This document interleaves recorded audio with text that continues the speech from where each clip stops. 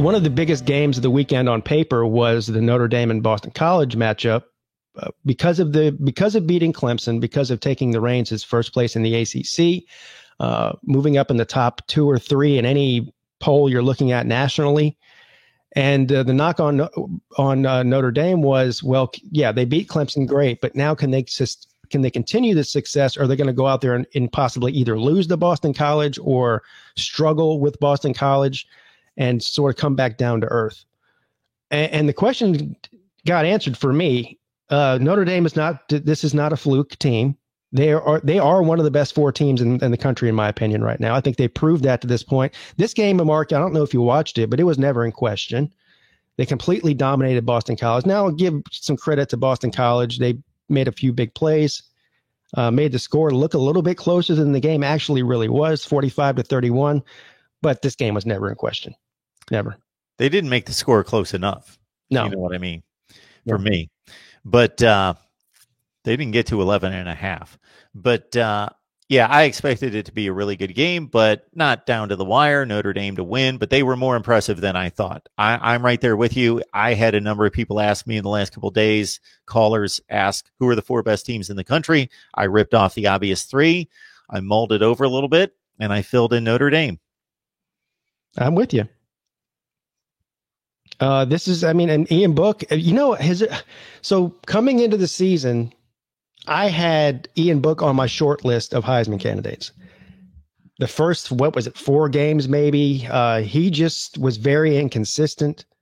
The defense, the Notre Dame defense is what kept them in several of those games, particularly like the one against Louisville was at 12-7 or something final score. But these last 2 weeks, it looks like a different guy. Starting with Clemson, a bad timing for Clemson for Ian Book to start playing like the Ian Book that we thought he could be. If you just look at the past 2 weeks and forget about the beginning of the season, he's at the top of the Heisman list. He's not going to win it statistically. No, but to your point, in terms of a storyline, in terms of, okay, this guy's leading a team that we didn't expect. Not that it's a shock. We know Notre Dame's good, top 10 good coming into the season, but if it's the other 3 that we expect in the playoff, plus Notre Dame, and Ian Book is the main reason, especially in the biggest game against Clemson, yeah, throw the stats out. They're going to be good, but I've looked at them recently. They're like the kind of stats you would just guess most of the quarterbacks in the country have. But to your point, they're in the playoff because of Ian Book, and he played the best in the biggest game. Then he has a good one against North Carolina because they're going to be a challenger. That's going to be the other one. If he throws for 250, a couple touchdowns, they win the game by 10, or he's got to throw one late, lead a drive for a game winner. And what's interesting about the Heisman, I don't know if you know this, we learned the other day that it's going to be a virtual presentation on January 5th, but I don't know when the votes are coming in because it's usually the week after the conference championship games. This is going to be after a round of playoffs. Like I don't know when the votes are going to be in. I would imagine the votes are going to have to come in before that, right? Hope so. Yeah. Of course, we could do an entire show. We don't have time to do it today on the validity of the Heisman, or the way that the voting is done by who. Yeah.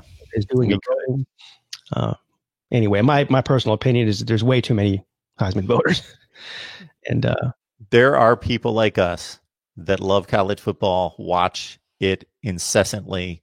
And then there are guys who are covering baseball most of the year and get a Heisman vote because they've been writing for the AP for when I moved here to Connecticut, I started listening to a radio show, Mike and the Mad Dog in New York.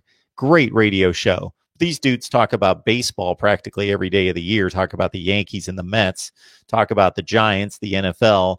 They'll talk about college football like the weekend of the Ohio State, Michigan, Alabama, Auburn game and the national championship game. And they've got Heisman votes. Yeah. And they know what they're talking about. Mad Dog, I know who you're talking about. He's not a college football guy, and he's voting on Heisman's.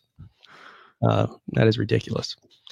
That's ridiculous. Anyways, Notre Dame looks clearly like one of the 4 best teams in the country. Be interesting to see if they can finish it off.